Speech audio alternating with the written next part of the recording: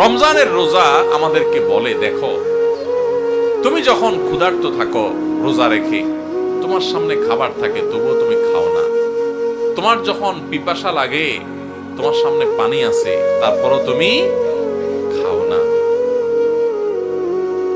এমনকি মানুষের সামনেও মানুষ রোজা রেখে খায় না, আবার মানুষের চোখের আড়াল হলেও রোজা রেখে কেউ চুরি করে খায়। পিচি পোলাপান তো খাইতে পারে, তাও খায় না মনে হয়, পোলাপানও খায় না, তাই না? যে লোকটা সবার সাথে চিটারি বাটপারি করে, কথায় কথায় মিথ্যা কথা বলে, সেই লোকটাও যদি রোজা রাখে তো দেখবেন কষ্ট হয়। রুমে একা একা আছে, কেউ নাই, তারপর সে কি লুকায় পানি খায়? খায় না। কেন খায় না? কারণ যেই আল্লাহর জন্য রোজা রাখছে, এই রুমে কেউ না দেখলে কি হবে, সে আল্লাহ দেখে।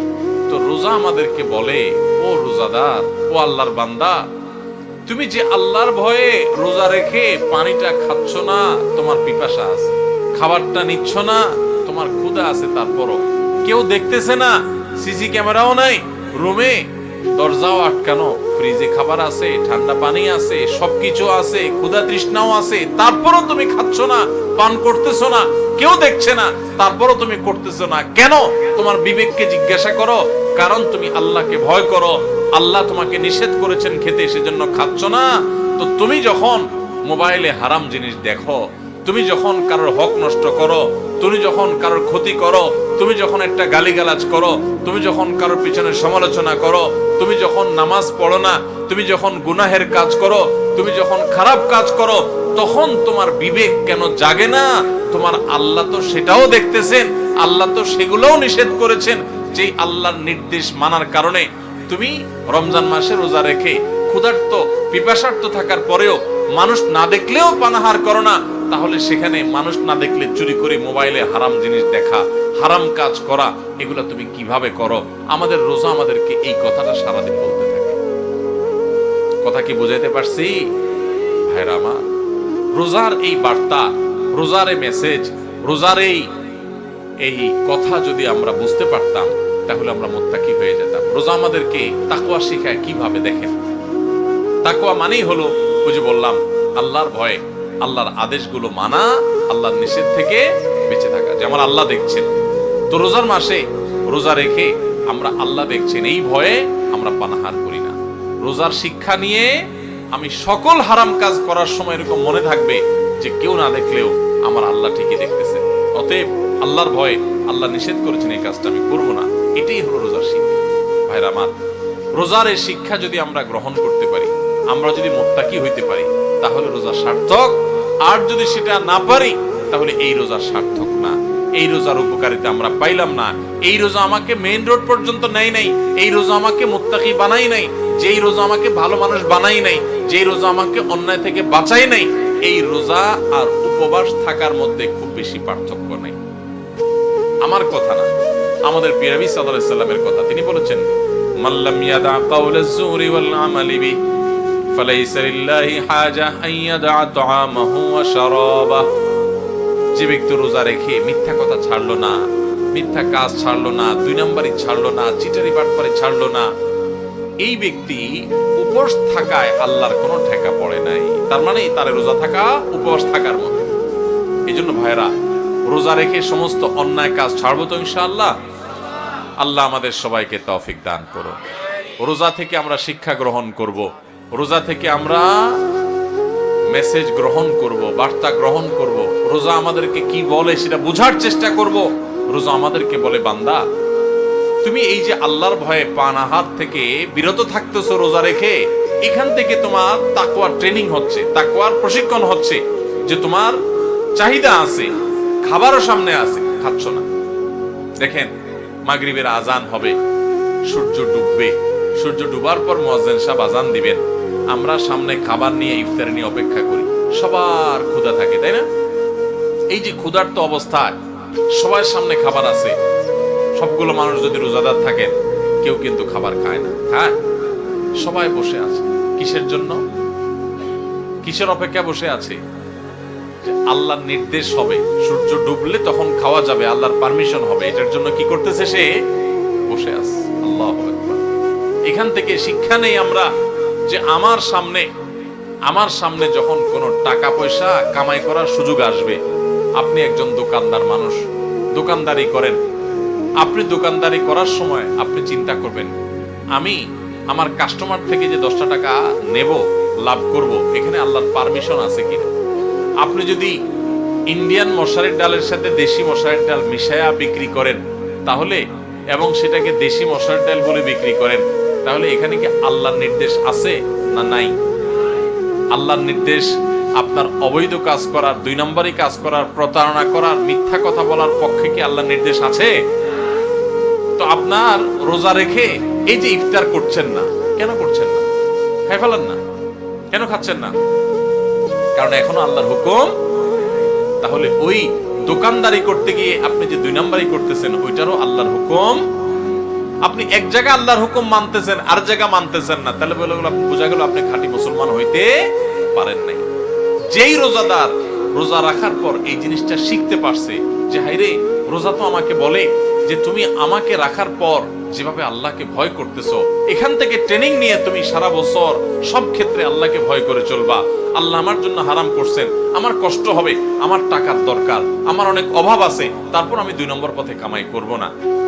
আমার অনেক জেদ হয়েছে, আমার অনেক গোসা হয়েছে, তারপর মুখ দিয়ে একটা খারাপ কথা বলবো না। আমার গায়ে অনেক জোর আছে, অনেক বাহুতে ক্ষমতা আছে, তারপর একজনের প্রতি জুলুম করব না।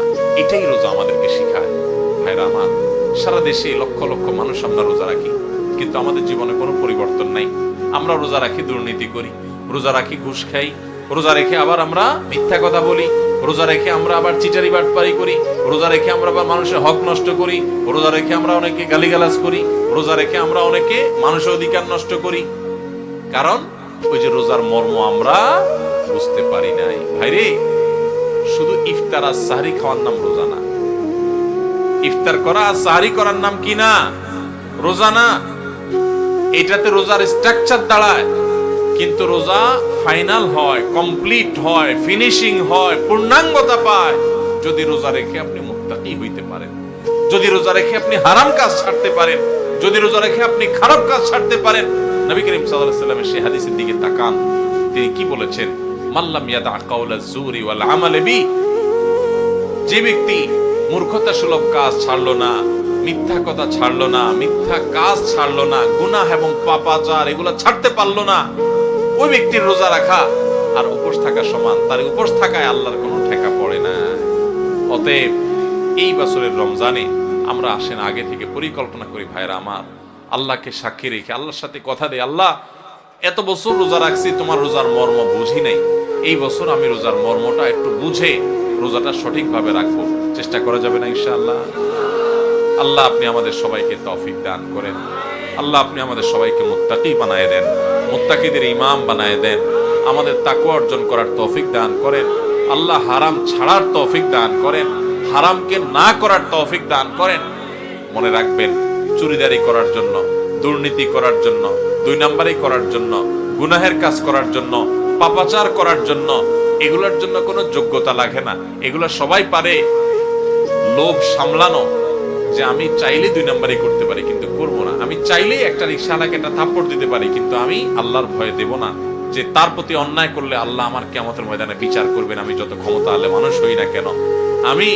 আমি কাউকে চাইলে একটা গালি দিতে পারি কিন্তু গালি দেওয়া জায়েজ নাই, ইসলামে হারাম করেছে, ইমানদার কখনো মুখ খারাপ করতে পারে না। সেজন্য আমি বেঁচে থাকবো। এগুলোর জন্য যোগ্যতা লাগে, বেঁচে থাকার জন্য যোগ্যতা লাগে। এই যে রমজানে রোজা রাখেন, খাওয়ার জন্য যোগ্যতা লাগে না, খাইতে সবাই পারে, কিন্তু আল্লাহর নির্দেশ নেই, সেজন্য বেঁচে থাকবেন, এটা সবাই পারে না, এটা রোজাদারে পারে। ঠিক না বেটি? অতএব আমরা সমস্ত হারাম কাজগুলো বেঁচে থাকার চেষ্টা করব। ঠিক আছে না ইনশাআল্লাহ? এই বেঁচে থাকার জন্য সদিচ্ছা লাগবে। বেঁচে থাকতে গেলে একটু কষ্ট হবে, আমি জানি একটু কষ্ট হবে। গালি দেওয়ার বদভ্যাস হঠাৎ করে ছাড়তে কষ্ট হবে। হ্যাঁ, কথায় কথায় মানুষের গায়ে হাত তোলা, মানুষের দিকে ছুটে যাওয়া, মাস্তানি করা, মাতবরি করা, গুন্ডামি করা, বদভ্যাস ছাড়তে একটু সময় লাগবে। আমি জানি মোবাইলে হারাম জিনিস দেখেন, এই অভ্যাস ছাড়তে একটু কষ্ট হবে। মনে রাখবেন, আল্লাহকে সন্তুষ্ট করার জন্য, আল্লাহকে খুশি করার জন্য আপনি যদি পাক্কা নিয়ত করেন আর এই মসজিদ থেকে দোয়া করেন, ও আরশে আজিমের মালিক, আমি চাইলেই মুত্তাকি হইতে পারবো না, তুমি আমাকে একটু সাহায্য করো, তুমি আমাকে একটু রহমত করো, তুমি আমাকে অনুগ্রহ করো। তোমার কত বান্দা খারাপ মানুষ ছিল, তারা ভালো হয়ে গেছে। আল্লাহ তুমি আমাকে একটু ভালো মানুষ বানায় নাও, আমি যেন ভালো হইতে পারি। চেষ্টা করা যাবে না ইনশাআল্লাহ? আল্লাহর কাছে দোয়া করা যাবে না ইনশাআল্লাহ? ভোর রাত্রে যখন সাহরি খাইতে উঠবেন, সাহরি খাওয়ার পর ফজরের আজানের আগে আপনি 10 মিনিট 5 মিনিট একটু আল্লাহর কাছে ক্যাবলামুখী হয়ে হাত তুলে রুমের লাইটটা বন্ধ করে একটু আল্লাহর সাথে কথা বলবেন। মানুষের সাথে বহুত কথা বলছেন, আল্লাহর সাথে একটু কথা বলে দেখেন। আল্লাহর সাথে কথা বলার স্বাদ আছে ভাই, অনেকে জীবনে একবারও এই স্বাদ পান নাই। একটু কথা বলে দেখেন। ভোর রাতে সাহরি খেতে উঠলে 10টা মিনিট একটু হাত তুলে কথা বলেন। কিভাবে কথা বলবেন? কথা বলবেন এইভাবে, ও আল্লাহ, কত গুনাহ আমি করেছি, কত পাপাচার আমি করেছি, মরতে আমার হবে, তোমার কাছে যাওয়া আমার লাগবে আল্লাহ। শয়তানের প্ররোচনা করেছি, এই রমজান মাস তুমি কত মানুষকে মাফ করে দাও। নবী করিম সাল্লাল্লাহু আলাইহি ওয়াসাল্লাম বলেছেন, ওয়ালিল্লাহি মুতাকাউ মিনান নার ওয়া যালিকা ফি কুল্লি লাইলা। রমজানের প্রত্যেক রাতে আল্লাহ তাআলা অনেক মানুষকে সাধারণ ক্ষমা ঘোষণা করে দেন, যে যাও অমুক অমুক অমুক অমুক, যাও তোমাদেরকে মাফ করে দেওয়া হলো, জাহান্নাম থেকে মুক্ত ঘোষণা করে দেওয়া হলো। আল্লাহ কত মানুষকে আপনি সাধারণ ক্ষমা করে দিবেন। আল্লাহ আপনার সাধারণ ক্ষমা পাওয়ার জন্য কোনো যোগ্যতার দরকার হয় না, আপনি চাইলে যাকে তাকে মাফ করে দিতে পারেন। দুনিয়ার প্রেসিডেন্ট প্রধানমন্ত্রী চাইলে একটা দেশের যাকে তাকে যা খুশি তা দিয়ে দিতে পারে। তাদের যদি ক্ষমতা, তারা তো মানুষ। আল্লাহ আপনি তো মহান সৃষ্টিকর্তা, আপনি তো চাইলে আমার সব অপরাধগুলো মাফ করে আমাকে ফেরেশতা বানায় ফেলতে পারেন, পারেন না আল্লাহ? তো আল্লাহ আপনি আমাকে মাফ করে দেন। একটু আল্লাহর সাথে কথা বলবেন, একটু দোয়া করবেন, একটু চোখের পানি ফেলবেন, একটু সেজদায় যে আল্লাহর সাথে কথা বলবেন, একা একা কথা বলবেন, আড্ডাবাজি করবেন না শুধু।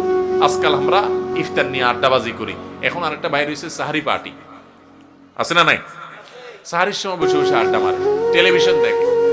আমরা টেলিভিশনে প্রোগ্রাম করি, এগুলো যারা টেলিভিশন দেখে তাদের জন্য না, যারা সারাদিন খারাপ জিনিস দেখে তারা যাতে অল্প কিছু সময় হইলেও খারাপ জিনিস না দেখে, সেজন্য, আপনাদের জন্য না। এই জন্য সাহারির সময় কোনো টিভি অনুষ্ঠানও দেখবেন না। আপনি কি করবেন? আপনি ওই সময় দোয়া করবেন, চোখের পানি ফেলবেন। ভাইরে, এই সুযোগ গত বছর রমজানে অনেকে পাইছে, এই বছর তারা মাটির নিচে চলে গেছে। আপনি এই সুযোগ এবার রমজানে এই মজলিসে আছেন, হয়তো এই মজলিস থেকে অনেকে আছেন রমজানের আগে দুনিয়া থেকে চলে যাবেন, পাবেন না। নিয়ত করে নেন, যদি আমি পাই তাহলে আমি এবারের রমজান মাসে একটা গুনার কাজও করব না। নিয়ত করা যায় না? আপনি যদি নিয়ত করেন আর মৃত্যু যদি আপনার রমজানের আগে হয়ে যায়, তো আপনার পাক্কা নিয়তের কারণে আল্লাহ তাআলা আপনাকে গোটা রমজান জুড়ে ইবাদত করলে, গুনাহ ত্যাগ করলে যে সওয়াব পাইতেন তা আপনার আমলনামায় অটোমেটিক জমা করে দিবেন। এজন্য ভাই, এইবারের রমজানে আমরা কোনো গুনাহের কাজ করব না ইনশাআল্লাহ। আমার এই মুখ আমি তালা মেরে দিব, আমার এই চোখ দিয়ে আমি মোবাইলে, টেলিভিশনে খারাপ কিছু দেখবো না। রাস্তা যখন হাঁটবো, মেয়েদের সৌন্দর্য দেখে দেখে মনে মনে খারাপ চিন্তা করব, আমি সে হারাম কাজ করব না। নিজের চোখকে আমি সংযত করে ফেলবো আল্লাহর ভয়ে। আমার উপার্জনটা হবে হালাল, আমার কাজকর্ম হবে সব ঠিকঠাক মতো, কারণ রমজান মাস তাকওয়ার মাস, রমজান মাস ভালো কাজ করার মাস, রমজান মাস হারাম কাজ ছাড়ার মাস, তাকওয়ার মাস। আগেই বলছি, রমজানের রোজার উদ্দেশ্যই হলো তাকওয়া অর্জন করা। আপনি তাকওয়াই যদি অর্জন করতে না পারেন, এই রোজা রাখার কোনো মানে নাই। এই জন্য শুধু ইফতার আর সাহরি না, শুধু না খেয়ে থাকা না, শুধু পানি পান না করা না, শুধু যৌনতা বর্জন না, সকল পাপাচার বর্জন করার ট্রেনিং নিতে হবে রমজান থেকে। রমজান চলে যাবে, আমার অভ্যাস পরিবর্তন হবে না। রমজান চলে যাবে, আমার গুনাহ ছাড়া হবে না। রমজান চলে যাবে, আমি মুত্তাকি হব না। এই রমজান কখনো সফল বা সার্থক রমজান হতে পারে না। তাহলে আমরা সবাই এই বছরের রমজানটাকে ভিন্নভাবে কাটাবো তো ইনশাআল্লাহ। এখন থেকে ভাই একটু পরিকল্পনা করে ফেলি। যার ধূমপানের বদভ্যাস আছে, আমি এই রমজান মাস ধূমপান করব না। 1 মাস যদি আপনি ছাড়তে পারেন, 1 মাস পরে শয়তান এসে আপনাকে ঈদের দিন বলবে, রমজান তো গেছে, এবার ধর। আপনি শয়তানরে বলবেন, 30 দিন যদি এই বদভ্যাস আমি ছাড়তে পারি এবং আমার কোনো অসুবিধা না হয়, তাহলে এখনো আমি পারব। হিম্মত করে যদি আপনি একটু ছাড়তে পারেন, আর ওই বিড়ি খান না লোকজন, সিগারেট খান না বন্ধু বান্ধব, ত্যাগ করে যারা এগুলো খায় না তাদের সাথে উঠা বসা শুরু করে দেন, দেখবেন আপনার বদভ্যাস দূর হয়ে গেছে ইনশাআল্লাহ। ভাইরা আমার, কতকাল আমরা গুনাহ করতে থাকবো বলেন? আলাম ইয়ানি লিল্লাযীনা আমানু আন তাখশা কুলুবুহুম লিযিকরিল্লাহ। আল্লাহর স্মরণে, আল্লাহর ভয়ে অন্তরগুলো নরম হওয়ার সময় ইমানদারদের কি এখনো আসে নাই? কবর ডাকছে প্রতিদিন। কত মানুষ আপনার আমার বয়সে চলে যাচ্ছে। এই যে বেইলি রোডের আগুনে 46 জন মানুষ পুড়ে ছাই হয়ে গেছে। হ্যাঁ, একদিন আগে মাত্র আমাদের চোখের সামনে। ভাই আমার, আপনি যে ঘুমায় থাকেন রাতে, আমি যে ঘুমায় থাকি রাতে, ওই রাতে ভূমিকম্পে, একটা অগ্নিকাণ্ডে, একটা দুর্ঘটনায় মুহূর্তের ভিতরে যে আমি ছাই হয়ে যাব না, কোনো গ্যারান্টি আছে? ওই 46 জন মানুষ যারা আগুনে পড়ে ছাই হয়ে গেছে, তাদের মধ্যে অনেকেই আপনার মতো এরকম পরিকল্পনা ছিল যে সে এটা করবে, সে ওইটা করবে। হ্যাঁ, সে অমুকের সাথে আড্ডা মারবে, হোস্টেল থেকে, আপনার রেস্টুরেন্ট থেকে বের হয়ে এসে সে অমুক কাজ করবে, পরের দিন তমুক কাজ করবে। কত প্ল্যান প্রোগ্রাম ছিল, তাই না? কোথায় এখন প্ল্যান প্রোগ্রাম?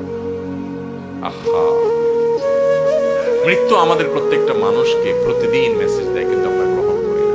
আল্লাহ রাব্বুল আলামিন আপনাকে, আমাকে, আমাদের সবাইকে মুত্তাকি হওয়ার তৌফিক দান করুন। সবাইকে আল্লাহ তাআলা নেককার হওয়ার তৌফিক দান করুন। আল্লাহর ইমানদার বান্দা হওয়ার তৌফিক দান করুন। তাহলে ভাইরা, আমরা এই রমজান উপলক্ষে কে কোন বদভ্যাস ছাড়বো এখন থেকে পরিকল্পনা করি। যার মুখ খারাপ বদভ্যাস আছে, মুখ খারাপ করবো না। মুখ খারাপ হলে নিজের প্রতি নিজে শাসন করব যে আমি রোজা থেকে কেন মুখ খারাপ করলাম, তাহলে এটার শাস্তি স্বরূপ আমি 2 রাকাত নফল নামাজ পড়বো। এটার শাস্তি স্বরূপ আমি 200 টাকা গরিব মানুষকে দিয়ে দিব। এটা